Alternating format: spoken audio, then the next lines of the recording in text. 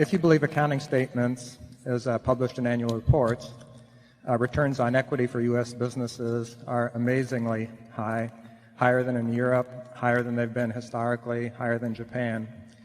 Are these highs, do you think, completely attributable to accounting shenanigans, or are there any fundamental reasons in addition that might make returns in the U.S. higher than in Europe or higher than they've been historically?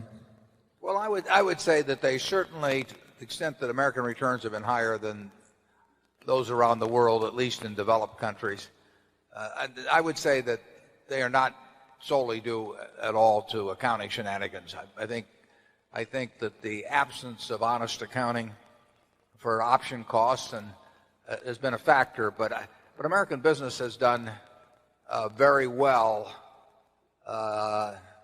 excluding any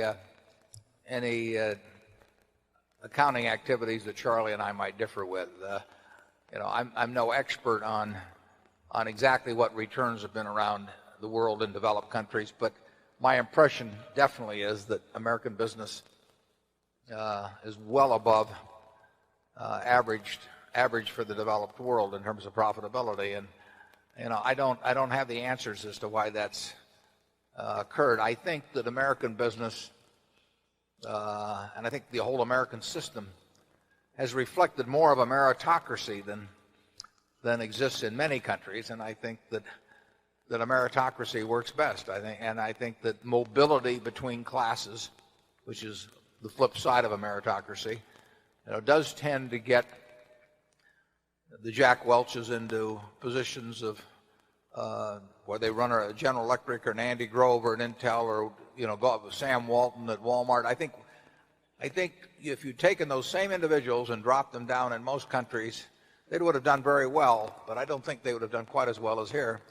And I think that what they have done well has spilled over in a big way to benefit the American economy. So I would not lay it all on the accounting shenanigans. And the pension fund accounting, that applies very heavily at some companies, and of course most newer companies don't have pensions.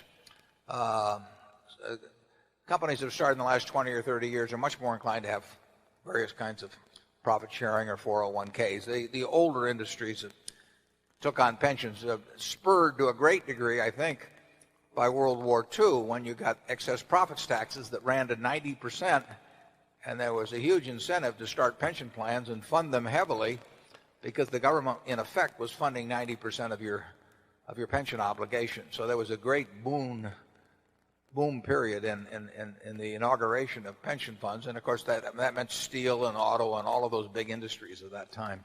Charlie? Yeah, it isn't so much accounting shenanigans as it is deliberate financial practice. Take General Electric. There's been a deliberate increase in financial leverage, which was made possible by the wonderful and deserved reputation. There's been a deliberate increase in repurchase of stock, which General Electric has done even when they're paying huge multiples of book value. That sort of thing does wonders for returns on equity, as reported, as does the process of writing off everything in sight and various extraordinary charges, removing the burden of past costs from future earnings. You put all those things together, and American returns on equity are higher partly because the management is deliberately set out to paint the company as unusually efficient in its use of capital, meaning that it earns a high return on shareholders' equity. Think of how high we could drive our return on equity at Berkshire. I mean, we could make it almost any number you want if we just used enough leverage. Yeah, we could run it with no equity. We could run Berkshire with no equity. Yeah. And then people could say, gosh, these guys have finally learned how to manage the damn thing. It's not been an objective around here to reduce the equity to zero, but at other places, in order to make the reported return on equity good, they deliberately pound down the net worth as much as they can.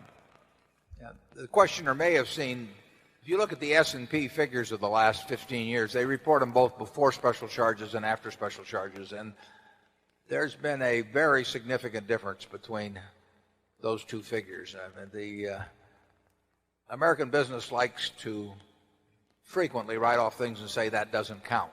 And of course that takes the equity down, and it actually frequently benefits future earnings because you remove costs that would otherwise hit the income statement in future years. The truth of the matter is you have part of this is shrewd and correct management of the company's financial structure and operations. And part of it can drift into gamesmanship.